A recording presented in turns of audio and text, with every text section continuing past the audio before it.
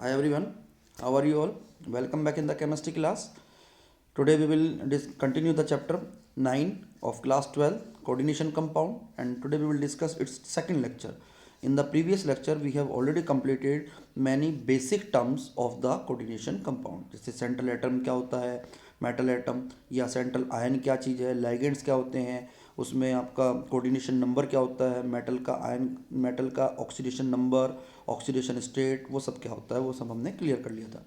Today we will continue the new topic IUPAC naming of the coordination compound. Coordination compound में भी IUPAC naming हम करते हैं, उसके लिए कुछ बेसिक रूल्स हैं, पहले वो हम क्लियर करेंगे. Number one, the cation is named first. सबसे पहले कैटैन को नेम लिखते हैं, चाहे वो पॉजिटिव चार्ज हो, चाहे वो नेगेटिव चार्ज कोऑर्डिनेशन एंटाइटी हो या कॉम्प्लेक्स हो. कॉम्प्लेक्स किसी भी तरह का है, उसमें जो भी कैटैन है उसका नेम पहले लिखना है हमेशा, एनायन का नेम बाद में. Number two, the ligands are named in an alphabetical manner. जो भी लाइगेंड्स होते हैं उनके नेम को आपको अल्फ़ाबेटिकली लिखना है before the name of the central atom और आयन. लाइगेंड यदि सपोज करो वहाँ पर क्लोरो भी है, ब्रोमो भी है, तो क्लोरो बाद में आएगा, ब्रोमो पहले आएगा. ठीक है ना. Next point is the name of the anionic ligand ends in O. यदि एनाइनिक लाइगेंड आ रहा है तो उसके नाम के बाद में ओ जोड़ना है. जैसे क्लोरीन है तो क्लोरो, ब्रोमीन है तो ब्रोमो, आयोडीन है तो आयोडो, इस तरह से लिखते हैं. While those of the neutral and the cationic ligands are the same except aqua for water. दो तीन एक्सेप्शंस भी हैं. कैटाइनिक लाइगेंड है या न्यूट्रल लाइगेंड है तो एज इट इज लिखो, लेकिन यदि वाटर वहाँ पर आ रहा है तो उसके लिए लिखते हैं हम एक्वा. अमोनिया के लिए लिखते हैं एमीन. एमाइन बोलते हैं इस वर्ड को, AMMINE. कार्बोनाइल बोलते हैं CO के लिए, और नाइट्रोसिल बोलते हैं NO के लिए. NO को नाइट्रोसो नहीं बोलते, CO को कार्बोनाइल ग्रुप बोलते हैं, इसी तरह से. Next is the prefix mono, di, tri etcetera are also use to indicate the number of the ligand. Suppose कहीं पर लाइगेंड आपके 2 आ रहे हैं तो आपको डाई लगाना पड़ेगा उसके नाम से पहले, और ट्राई 3 है तो ट्राई लगाओ etcetera. When the name of the such ligand include A numerical prefix. कई बार ऐसा होता है कोई लाइगेंड हमारे पास ऐसा आ जाता है जिसके नेम में हमें कोई नंबरिंग करनी होती है. जैसे इथेन 1,2-डाइमाइन एक होता है हमारा, उसके नाम में नंबरिंग होती है, तो then the term bis, tris etcetera are used in play in and its name is written in the bracket. जो भी उसका यदि डाई है 2 बार है तो डाई ना लगा के बिस लिखते हैं, 3 बार है तो ट्राई ना लगा के ट्रिस लिखते हैं उसके लिए, और उसका नेम को भी हमेशा ब्रैकेट में रखते हैं. अभी एग्जांपल करेंगे तब आप इसको क्लियर करेंगे पॉइंट को. Next point is the oxidation number of the metal in the cation, anion और the neutral coordination entity is indicated by Roman letter in bracket. जो भी मेटल है उसका ऑक्सीडेशन नंबर आपको ब्रैकेट में लिखना होता है, रोमन लेटर्स में लिखना होता है. ठीक है. Next point, if the complex is a cation. बहुत इंपॉर्टेंट पॉइंट है अभी ये हमारा. यदि कॉम्प्लेक्स आपका कैटायन है then the metal is named same as the element. तो मेटल को एज इट इज लिखते हैं जैसे एलिमेंट को लिखते हैं. If the complex is an anion then the name of the metal ends with the suffix 8. तो उस मेटल के नाम के बाद में 8 जोड़ देना है. जैसे आपका कोबाल्ट आ रहा है कहीं पर कॉम्प्लेक्स आयन, जैसे ये है हमारा COSCN4 होल 4 2 नेगेटिव चार्ज. तो इस केस में आपको क्या करना है, यदि मेटल पे ओवरऑल पे यहाँ पर चार्ज कॉम्प्लेक्स पे नेगेटिव आयन आ रहा है तो आपको मेटल के नाम में 8 ऐड करना है सफिक्स. जैसे कोबाल्ट है तो उसको आप बोल दोगे cobaltate. For some metal Latin names are also use in the anionic complex. जैसे फेरेट लगाना पड़ता है आयरन के लिए, अर्जेंटेट लगाना पड़ता है आयरन के सिल्वर के लिए, और ओरेट लगाते हैं हम गोल्ड के लिए. Last point, the neutral complex molecule is named similar to that of the complex cation. Neutral है तो उसको भी कॉम्प्लेक्स कैटायन की तरह लिखते हैं, उसके लिए कोई अलग से रूलिंग हमारे पास नहीं होती. कुछ एग्जांपल्स करते हैं अब हम. First example is CONH2 whole twice NH3 whole 4 Cl3. इस तरह का कॉम्प्लेक्स है. तो सबसे पहले तो ये डिसाइड करो कि जो ब्रैकेट में रखा हुआ पार्ट है दैट इज पॉजिटिवली चार्ज और नेगेटिव चार्ज. यदि ये पहले रखा है तो ये आपका पॉजिटिव है, और यदि बाद में रखा होता है तो यही आपका नेगेटिव होता है. फिलहाल ये पहले है, Cl3 बाद में है, therefore it is the positively charge. अब इसमें जो भी लाइगेंड आ रहे हैं उनको आपने अल्फ़ाबेटिकली रखना है. तो देखो कैसे रख रहा हूँ मैं. यहाँ पर वाटर भी आ रहा है और NH3 भी आ रहा है. तो वाटर जो होता है इसको हम बोलते हैं एक्वा, अमोनिया को बोलते हैं एमाइन. अब एक और प्रॉब्लम, दोनों ही ऐसे स्टार्ट हो रहे हैं, तो ऐसे केस में नेक्स्ट लेटर को भी कंसिडर करते हैं अल्फ़ाबेटिकली. जैसे डिक्शनरी में देखते हैं आप लेटर्स को, जो पहले आता है और वो ही पहले आएगा. जैसे एमाइन में एम आ गया तो एम बाद पहले आता है, एक्वा आ रहा है दूसरे में, क्यू आ रहा है तो वो बाद में आएगा। 4 टाइम्स आपका अमोनिया है तो मुझे क्या लिखना पड़ेगा name, tetra amine, tetra amine di aqua, di aqua हो जाएगा, कोबाल्ट थर्ड क्लोराइड, कोबाल्ट है ही यहाँ पर मेटल, क्लोराइड हो गया। और ऑक्सीडेशन नंबर इसकी आपको जो भी कोबाल्ट की मिल रही है वो निकाल के यहाँ रखनी है।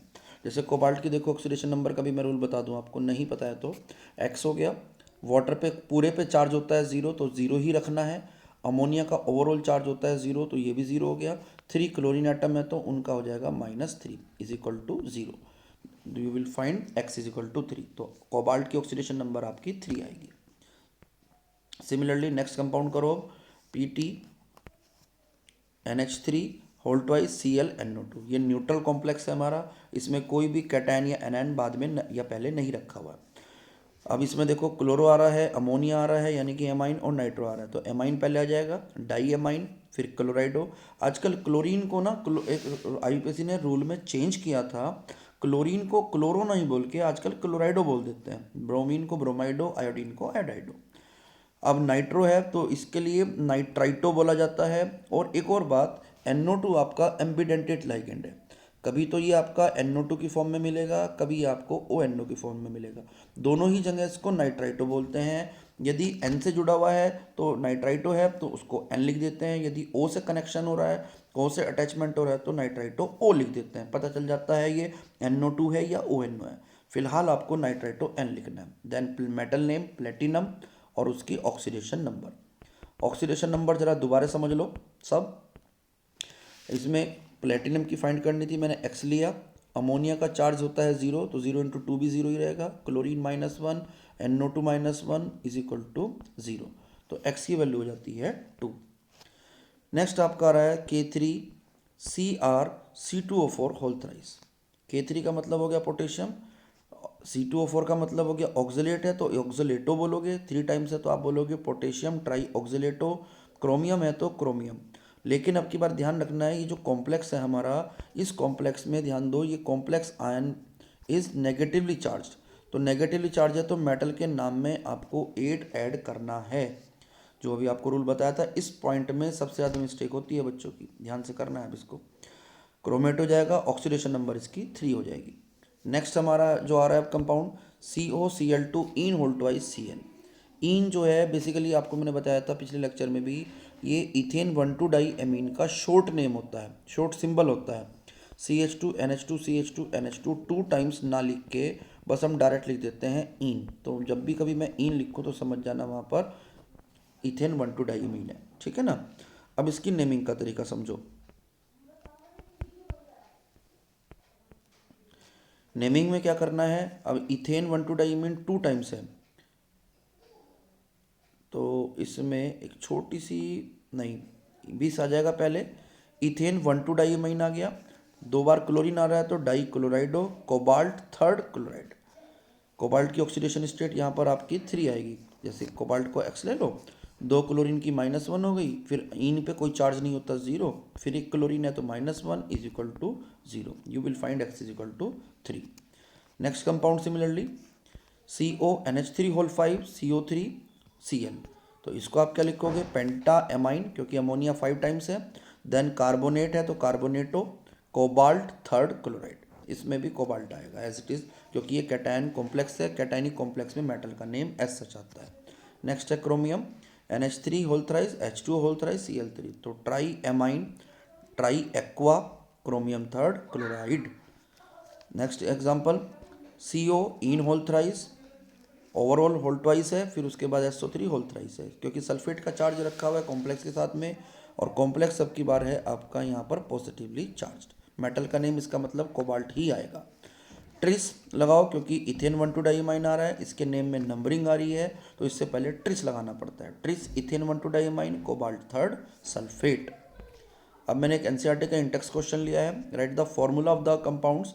एक्चुअली क्या है कि आईयूपीएससी का क्वेश्चन 2 टाइप से पूछते हैं, या तो आपको कंपाउंड का फॉर्मूला दे देंगे, नेम बनाना होगा, या नेम दे देंगे तो फॉर्मूला बनाना होता है। बिल्कुल सिंपल क्वेश्चन है, जरा समझो उसको भी।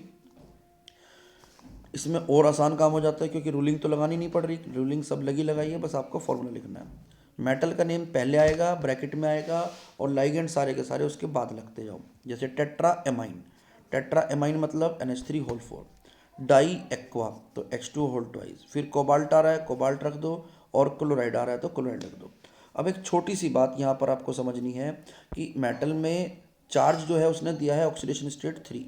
हमें कैसे पता चलेगा ये Cl3 लगाएं या Cl2 लगाएं? जैसे क्रिस क्रॉस मेथड से आप फॉर्मूला बनाते थे ना।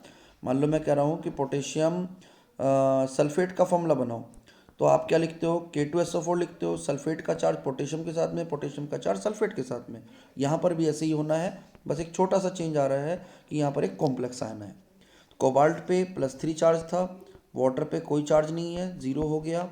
अमोनिया पे कोई चार्ज नहीं है, ये भी ज़ीरो हो गया। तो टोटल चार्ज इज़ द +3, यानी कि कॉम्प्लेक्स जो ब्रैकेट में लिखा हुआ है इसके ऊपर चार्ज +3 है। Cl पे -1 है, तो Cl का चार्ज रख दो कोबाल्ट कॉम्प्लेक्स के साथ में, कॉम्प्लेक्स का चार्ज रख दो Cl के साथ में, Cl3 हो जाएगा। इसी तरह से नेक्स्ट क्वेश्चन, नेक्स्ट कंपाउंड देखो अब आप,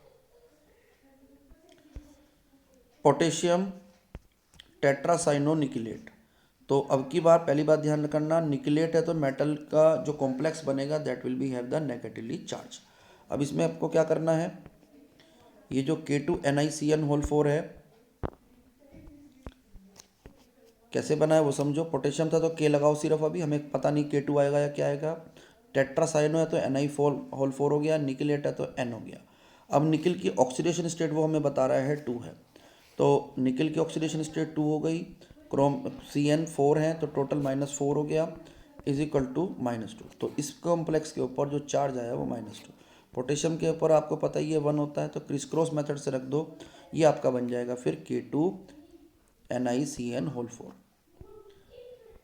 नेक्स्ट कंपाउंड इसी तरह से है, tris ethane 1,2 diamine chromium 3rd chloride. तो ट्रिस है तो इन को ट्रिपल कर दो, इन होल थ्राइस, Cr लगा दो, ऑक्सीडेशन नंबर के हिसाब से Cl लगा दो। अब इस क्वेश्चन को आप अपने आप ट्राई करो, आई होप आप कर लोगे। इसी तरह से NCERT का एक और क्वेश्चन मैंने लिया है यहाँ पे, IUPAC नेमिंग का ही है, इसको भी आप ट्राई करो। इसमें एक छोटी सी एरर हुई हुई है, यहाँ पर कार्बन नहीं है दोनों जगह, यहाँ पर दोनों जगह कोबाल्ट है, इसको ठीक कर लेना, इट इज़ CO। और उसके अकॉर्डिंग इस क्वेश्चन को भी अपने आप ट्राई करो। और लास्ट में एक छोटी सी एरर हो रही है, ये प्लेटिनम है PT। एक होमवर्क में मैंने क्वेश्चन डाल दिए, आपको करने हैं। एग्जाम्पल नंबर 2 और 3 है, और एक्सरसाइज के क्वेश्चन 5, 6, 7 और 24। IPSC के क्वेश्चन जरूर करना, एग्जाम में बहुत आते हैं भाई, ऑनेस्टली करना इसको। Next is the valence bond theory. The main point of this theory are as follows. Number 1, इस थ्योरी में बेसिकली हम क्या समझने वाले हैं कि जो भी कॉम्प्लेक्स है उसकी शेप कैसी है, उसका हाइब्रिडाइजेशन कैसा है, उसका मैग्नेटिक कैरेक्टर कैसा है, सब कुछ ये समझेंगे। जैसे आपका रहा है, according to this theory a suitable number of the vacant orbital must be present in the central metal atom और आयन। जो भी सेंट्रल मेटल एटम या आयन है उसके पास suitable number of vacant orbital होने चाहिए, ताकि वो कोऑर्डिनेट बॉन्ड सुटेबल लाइगेंड के साथ बना सके। नंबर 2, सेंट्रल मेटल एटम और ion under the influence of the ligand can use its N-1d orbital, NS NP या NS NP और ND orbital for the hybridisation depending upon the number of ligand. Depend करता है कि ligand कितने हैं, उस हिसाब से ही हाइब्रिडाइजेशन होता है। To yield a set of the equivalent orbitals of definite geometry such as octahedral, tetrahedral and square planar. अलग अलग शेप्स हो सकती है हाइब्रिडाइजेशन के हिसाब से। जैसे फॉर एग्जांपल मैं आपको बताऊं, कोऑर्डिनेशन नंबर 4 यदि आपका आ रहा है तो वहाँ पर हाइब्रिडाइजेशन पॉसिबल है, sp3 होगा तो टेट्राइडल शेप होगी। 4 कोऑर्डिनेशन नंबर वालों में dsp2 भी हो सकता है, depending upon the type of ligand, whether the ligand is strong और वीक, तो उसके हिसाब से आपका स्क्वायर प्लेनर भी हो सकती है शेप। नेक्स्ट, यदि कोऑर्डिनेशन नंबर 5 है तो sp3d हो जाएगा, और ये हो जाएगा ट्राइगोनल बाईपिरामिडल। 6 यदि कोऑर्डिनेशन नंबर है तो sp3d2 और शेप होती है ऑक्टाइडल। एक और पॉसिबिलिटी है d2sp3, लेकिन शेप ऑक्टाइडल ही होती है सब में। Next point, these hybrid orbitals are allowed to overlap with the ligand orbitals. ये जो हाइब्रिड ऑर्बिटल्स होते हैं ये लाइगेंड के ऑर्बिटल के साथ ओवरलैपिंग करते हैं। That can donate the electron pair for the bonding. जो इलेक्ट्रॉन पेयर बॉन्डिंग का के लिए उसको डोनेट कर सकते हैं ताकि कोऑर्डिनेट बॉन्ड बन जाए। Next point, the outer orbital और the inner orbital complexes are form depending upon whether the outer और इनर ऑर्बिटल्स आर यूज। यदि डी ऑर्बिटल आपका, मैं बताऊं आपको, इनर यूज हो रहे हैं, यदि इनर शेल का, तो उसे इनर डी कॉम्प्लेक्स बोलते हैं। बाहर वाली शेल का यूज हो रहा है तो it is called outer d complex. Next point, the complex will be diamagnetic. ये लास्ट पॉइंट है हमारा। डायमैग्नेटिक होता है if all the electrons are paired, ये सारे इलेक्ट्रॉन पेयर्ड हो गए तो वो डायमैग्नेटिक हो जाता है। If unpaired electrons are present then the complex will be paramagnetic. इसमें कोई नई बात नहीं थी। अब क्वेश्चन करते हैं इसका। जैसे Fe2H2O6 है हमारे पास +3 चार्ज, हमें इसकी शेप देखनी है, हाइब्रिडाइजेशन देखना है। बहुत इंपॉर्टेंट क्वेश्चन है, इसको अच्छे से करेंगे। इस टाइप के क्वेश्चन एग्जाम में बहुत आते हैं। तो सबसे पहला काम क्या करोगे आप, ऑक्सीडेशन स्टेट फाइंड करो Fe की, दैट विल बी द +3। अब ये +3 जो ऑक्सीडेशन स्टेट आई है, इसके हिसाब से पहले Fe का, ये Fe है बेटे, यहाँ F लिखा रह गया, तो Fe का कॉन्फ़िगरेशन करो 1s2 2s2 2p6 3s2 3p6 4s2 then 3d6। अब आपके पास जो भी ऑक्सीडेशन स्टेट है यानी कि +3, उसके हिसाब से कॉन्फ़िगरेशन कर लो। देखो सबसे पहला जो कॉन्फ़िगरेशन आएगा, यहाँ पे मेरे से लिखना रहेगा आई थिंक, तो आप Fe का जब कॉन्फ़िगरेशन करोगे ना, तो मैं आपको दिखा दूँ यहाँ पर Fe में जो कॉन्फ़िगरेशन था वो Fe में लास्ट में था 4s2 3d6, और जब आप Fe+3 करोगे तो ये लास्ट में रह जाएगा आपके पास 3d5 4s1 4s0 सॉरी। दो इलेक्ट्रॉन पहले 4s से रिमूव हो गए और उसके बाद जो 3d6 था उसमें से भी इलेक्ट्रॉन रिमूव हो गए। तो आपके पास ये सिचुएशन है। अब नेक्स्ट जो मैं आपको दिखा रहा हूँ ऑर्बिटल्स, ये 3d के 5 ऑर्बिटल हैं जिसमें 5 इलेक्ट्रॉन्स हैं, 4s वैकेंट है, 4p भी वैकेंट है, 4d भी वैकेंट है। अब एक नई बात ध्यान रखनी है आपको, वाटर जो होता है वो वीक लाइगेंड होता है। यदि स्ट्रॉन्ग लाइगेंड होता तो वो इन इलेक्ट्रॉन्स को बैक पेयरिंग करा देता, ये इलेक्ट्रॉन पीछे शिफ्ट हो जाते ताकि मैक्सिमम पेयरिंग हो जाए। फिलहाल इस केस में कोई पेयरिंग नहीं होगी because water is a weak ligand. अब इन सारे ऑर्बिटल को मैं यूज़ कर सकता हूँ फॉर द हाइब्रिडाइजेशन। आप कॉम्प्लेक्स में देखो, उसमें 6 हाइड्रोजन है तो 6 लाइगेंड होंगे, तो मुझे यहाँ से sp3d2 यानी कि ये 6 ऑर्बिटल को मिक्स करना है ताकि sp3d2 हाइब्रिडाइजेशन हो सके और मुझे नए 6 ऑर्बिटल मिल जाएं। अब कॉम्प्लेक्स जिस टाइम बनता है तो हर ऑर्बिटल, हर लाइगेंड एक एक इलेक्ट्रॉन पेयर डोनेट करता है, तो हर एक एक इलेक्ट्रॉन पेयर डोनेट करेगा तो ये वाली सिचुएशन आएगी और आपका sp3d2 हाइब्रिडाइजेशन रहेगा। sp3d2 हाइब्रिडाइजेशन है तो शेप हो गई ऑक्टेडल और वो हाईली पैरामैग्नेटिक भी है due to the presence of the unpaired electrons. ये था आपका फर्स्ट क्वेश्चन। नेक्स्ट क्वेश्चन अब हम डिस्कस करते हैं। इसमें क्या करना है, FeCN6 3 नेगेटिव चार्ज है, सबसे पहला काम वही oxidation number, then electronic configuration same, Fe+3 का भी सेम। चेंज एक छोटा सा क्या है, Cn is a strong ligand. ये जो Cn है ना, ये स्ट्रॉन्ग लाइगेंड होता है, ये इलेक्ट्रॉन को बैक पेयरिंग करा देता है। जैसे मैंने आपको यहाँ पे पेयरिंग शो की हुई है, ये इलेक्ट्रॉन पीछे शिफ्ट हो गया यहाँ पर और ये वाला इलेक्ट्रॉन यहाँ जाएगा। देखो ये सिचुएशन आ गई, तो आपके पास दो d ऑर्बिटल ही वैकेंट हो गए। Now you can use these two orbitals for the hybridization along with the s and the p orbital. Now these 6 orbitals combine together to form the hybridization. Now in this case d2sp3 hybridization is possible. d2sp3 है तो 6 orbital बनेंगे और 6 ligand थे तो 6 में एक एक orbital में एक एक इलेक्ट्रॉन पेयर डोनेट हो गया। तो आप इससे खुद अंदाज़ा लगाओ, अब पैरामैग्नेटिक है कंपाउंड क्योंकि एक इलेक्ट्रॉन तो है ही है लेकिन वीकली पैरामैग्नेटिक होगा, शेप ऑक्टाइडल है और d2sp3 हाइब्रिडाइजेशन है। इतना काम करने के लिए एग्जाम में जरूर आता है। ये अभी हमने लिए थे कोऑर्डिनेशन नंबर 6 वाले एग्जाम्पल, अब मैं 4 वाला एग्जाम्पल ले रहा हूँ। 3 केस डिस्कस करूँगा। Out of the NiCN Cl4 2 negative, NiCN4 2 negative और NiCO4 which one is the square planar and why. उन्होंने क्वेश्चन में शेप पूछ ली, हम पूरा हाइब्रिडाइजेशन वगैरह सब कुछ डिस्कस करेंगे। सबसे पहला केस NiCl4, वही सेम वर्क करो, ऑक्सीडेशन स्टेट फाइंड करो निकल की, इट विल बी +2। फिर उसके अकॉर्डिंग कॉन्फ़िगरेशन करो, पहले सिंपल वाला फिर एक्साइटेड स्टेट वाला। सिंपल कॉन्फ़िगरेशन में लास्ट में आएगा 3d8 4s2, लेकिन जिस टाइम निकल +2 करोगे तो ये दो इलेक्ट्रॉन यहाँ से आउटर मोस्ट शेल से रिमूव हो जाएंगे, तो ये आपका कॉन्फ़िगरेशन बचा 3d8 4s0। तो मैंने 4p भी ले लिया, एक्चुअली मुझे हाइब्रिडाइजेशन कराना है। 4 मेरे पास लाइगेंड है, Cl है। अब की बार फिर वही बात, Cl जो होता है वीक लाइगेंड होता है, इलेक्ट्रॉन को पीछे शिफ्ट नहीं करता। आपको कन्फ्यूज़न हो रहा होगा लाइगेंड कौन से स्ट्रॉन्ग होते हैं, लाइगेंड जिसमें भी नाइट्रोजन एटम आ जाता है, all those ligands are strong ligand, एक CO होता है स्ट्रॉन्ग लाइगेंड कार्बोनाइल ग्रुप, एक होता है ऑक्सीलेट जिसको हम जनरली OX से रिप्रेजेंट कर देते हैं। These all three ligands are the strong, nitrogen वाले CO और ऑक्सीलेट। Cl तो फिर इसलिए वीक रहेगा, आपका कोई ऐसे उसमें चांस नहीं रहेगा इलेक्ट्रॉन पेयर को पीछे शिफ्ट कराने का। तो यदि ये 4 ऑर्बिटल की मिक्सिंग होगी तो कौन सा हाइब्रिडाइजेशन होगा, sp3। 4 हाइब्रिड ऑर्बिटल बन रहे हैं तो 4 ही इलेक्ट्रॉन पेयर वो गेन करेंगे और वो बॉन्डिंग करेंगे। इस कोऑर्डिनेशन नंबर में 4 था, हाइब्रिडाइजेशन sp3 आया, टेट्राहेड्रल शेप रहेगी और ये पैरामैग्नेटिक नेचर का रहेगा क्योंकि इसमें 2 अनपेयर्ड इलेक्ट्रॉन आ रहे हैं। Next example is the NiCN4 2 negative, बिल्कुल सेम वर्क है काफ़ी कुछ। Oxidation number will be +2, configuration same, but ligand is the CN ligand which is a strong ligand। Electron ligand यदि स्ट्रॉन्ग होता है तो वो पीछे शिफ्ट कर देता है, ये एक इलेक्ट्रॉन पीछे आ गया, बल्कि आप इसकी बजाय ये कहो ये दोनों इलेक्ट्रॉन पीछे शिफ्ट होंगे, एक इधर आएगा और एक इसके साथ में आएगा, तो आपके पास ये 2 इलेक्ट्रॉन्स आ जाएंगे। अच्छा एक और छोटी सी बात रह गई यहाँ पर, कॉन्फ़िगरेशन जो निकल +2 का करना था वो हमारा ये थोड़ा सा बाद में शो हो गया, इसको आप बेटर रहेगा कि पहले ही शो कर लेना। कोई बात नहीं, चलो बाद में भी कर सकते हैं। तो 3D8 रहेगा, ये 4s के 2 इलेक्ट्रॉन रिमूव हो जाएंगे, ये ऑर्बिटल तो पहले ही वैकेंट है और CN स्ट्रॉन्ग लाइगेंड है इसलिए वो एक इलेक्ट्रॉन जो बचा हुआ था उसको भी पीछे शिफ्ट कर दिया उसने, ये हो गया। तो आपके पास एक D है, दो एक S है, 2p है। इन चारों ऑर्बिटल को आप यूज़ करो for the hybridisation. Hybridisation will be DsP2, 4 नए ऑर्बिटल हाइब्रिड ऑर्बिटल बन गए। अब इन 4 हाइब्रिड ऑर्बिटल्स में आप ओवरलैपिंग कराओ, ये 4 हाइब्रिड ऑर्बिटल्स की ओवरलैपिंग हो गई और बॉन्डिंग हो गई, एक एक लोन पेयर सब वो डोनेट करेंगे।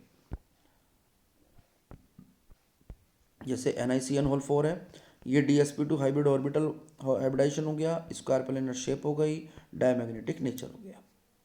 इसी तरह से NiCO4 है, ये भी स्ट्रॉन्ग लाइगेंड है CO, बट इसमें एक छोटी सी नई बात है कि जो निकल है उसकी ऑक्सीडेशन नंबर 0 आएगी। इट मीन्स निकल का जो कॉन्फ़िगरेशन था वो एज सच रहेगा 3D8 4s2। यहाँ भी सेम है, CO स्ट्रॉन्ग लाइगेंड है, बस ये ध्यान रखना है इलेक्ट्रॉन पीछे शिफ्ट हो जाएंगे, पीछे शिफ्ट हो गए ये दोनों इलेक्ट्रॉन, ये वाले दोनों इलेक्ट्रॉन पीछे शिफ्ट हो गए यहाँ और यहाँ। तो इस केस में आप देखो यहाँ पर ना एक आपका s ऑर्बिटल वैकेंट हो गया, 1s और 3p ऑर्बिटल, इनकी चारों की मिक्सिंग होगी तो sp3 हाइब्रिडाइजेशन होगा। sp3 हाइब्रिडाइजेशन होगा, वही 4 ऑर्बिटल आप बॉन्डिंग में यूज़ कर सकते हो फॉर द कोऑर्डिनेशन बॉन्ड। अब इसमें जो हाइब्रिडाइजेशन रहा वो sp3 है, टेट्राहेड्रल शेप है, डायमैग्नेटिक नेचर है। ये लाइन आप जो है स्ट्रॉन्ग लाइगेंड वाली बैक पेयरिंग वाली इसको आप पहले ही लिख लेना, ज़्यादा बेटर रहेगा। ये जो हमने लिखी है ना ये लाइन, तो ये लाइन आप पहले लिख लेना हाइब्रिडाइजेशन से भी पहले, या ना भी लिखो तो कोई ऐसी दिक्कत नहीं इसकी। एक एक्सेप्शन का केस मैं आपके सामने वो डिस्कस करूँगा, बिकॉज एक्सेप्शन का जो केस है कई जगह आ जाता है CrNH3 6 +3 चार्ज। सबसे पहला काम oxidation number, it will be +3। Simple configuration is for S1 3D5, ये एक्सेप्शन का केस था, आपको याद हो 11th में हम करते थे, एक्सेप्शन है, अच्छी तरह याद रखेंगे इसको सब। अब उसके बाद जिस टाइम आप Cr+3 करोगे तो उसमें से 3D में से 2 इलेक्ट्रॉन रिमूव कर दो और 4s में से 1, तो ये आपका कॉन्फ़िगरेशन बचा 3D3 4s 0। मुझे 4s को भी यूज़ करना पड़ेगा, 4p को भी यूज़ करना पड़ेगा, क्योंकि लाइगेंड 6 हैं तो मुझे ये सारे ऑर्बिटल यूज़ करने हैं फॉर द हाइब्रिडाइजेशन। इन सारों से हाइब्रिडाइजेशन से यूज़ होगा D2sp3 हाइब्रिडाइजेशन पॉसिबल होगा। लेकिन एक बात नई सी नोट करो यहाँ पर, एक्सेप्शन क्यों मैं बोल रहा हूँ बार बार, क्योंकि यहाँ पर ना अमोनिया लाइगेंड आ रहा है, स्ट्रॉन्ग लाइगेंड है, लेकिन यहाँ पर as a weak ligand suppose हो रहा है, बिकॉज ये मैक्सिमम पेयरिंग बैक नहीं कर सकता। प्रॉब्लम क्या है, आप यदि इस इलेक्ट्रॉन को पीछे शिफ्ट कर दोगे तो ये ऑर्बिटल भी वैकेंट हो गया, तो D3sp2 हाइब्रिडाइजेशन होगा। D3sp2 हाइब्रिडाइजेशन पॉसिबल ही नहीं होता, कभी नहीं हो सकता कि D के 3 मिला दें, S का 1 और P के 2 ऑर्बिटल मिला दें, तो वो पॉसिबल नहीं है। तो ऐसा कभी भी कोई केस हो तो जो आपको फैमिलियर सा हाइब्रिडाइजेशन ना लगे, जो कभी सुना ही ना हो, तो वो आप नहीं बनाओगे। क्लियर? देन ये हाइब्रिडाइजेशन स्टेट रही, ये आपका D2sp3 ही हाइब्रिडाइजेशन रहेगा, न्यू 6 ऑर्बिटल बने, इन्होंने अमोनिया ने एक इलेक्ट्रॉन पेयर इनको डोनेट कर दिया for the bonding. D2sp3 hybridisation हो गया, पैरामैग्नेटिक नेचर हो गया और ऑक्टाहेड्रल शेप हो गई। Next is the last point इसका, अब जो लिमिटेशंस आती हैं, ये थ्योरी फिर ख़त्म हो जाएगी। Number one, it involve number of assumptions, इसमें बहुत सारी एजम्पशंस हैं, ऐसा हो गया वैसा हो गया, ये ऑर्बिटल मिक्स हो गया, ये पीछे चले गए इलेक्ट्रॉन, ये सारी एजम्पशन है, इनका कोई ऐसे बेसिकली प्रूफ नहीं है। Number two, it does not give the interpretation of the magnetic data, magnetic data का कोई इंटरप्रिटेशन नहीं है। Next point, it does not distinguish between strong and the weak ligand, ना स्ट्रॉन्ग लाइगेंड और weak ligand है, उनके बीच में कोई डिस्टिंग्विश नहीं है। ये तो मैंने आपको बता दिया भाई, नाइट्रोजन वाले स्ट्रॉन्ग होते हैं, बेसिकली थ्योरी कुछ नहीं बताती। Next point, it does not explain the colour shown by the complexes, complex क्या कलर शो करेगा, क्यों करेगा, कुछ नहीं बताता है थ्योरी। नेक्स्ट पॉइंट, स्टेबिलिटी को एक्सप्लेन नहीं करती थ्योरी। और लास्ट पॉइंट है, यदि कोऑर्डिनेशन नंबर 4 है ना, तो वहाँ पर एग्जैक्ट प्रेडिक्शन नहीं बताती थ्योरी कि टेट्राहेड्रल होगा या स्क्वायर प्लेनर कॉम्प्लेक्स होगा। यदि जरा सा भी आपने थोड़ा सा लाइगेंड का ध्यान रखा, स्ट्रॉन्ग है या वीक है, तो आप बता सकते हो सही, अदरवाइज आप नहीं बता पाओगे। These are the limitations of the valence bond theory. I hope आपको सब कुछ क्लियर हुआ होगा। इस वीडियो को दोबारा भी देखो ताकि आपको अच्छे से क्वेश्चंस क्लियर हो जाएं। इन क्वेश्चंस को बार बार प्रैक्टिस करो और कुछ एक्स्ट्रा भी कर सकते हो आप इनसे रिलेटेड। अब मेरी वीडियो को लाइक कर देना भाई, शेयर करना अपने फ्रेंड्स को, कमेंट करके बताना कैसी लगी, और कोई भी डाउट हो तो मुझसे आप डायरेक्टली कॉन्टैक्ट कर सकते हो। Bye everyone, see you in the next video.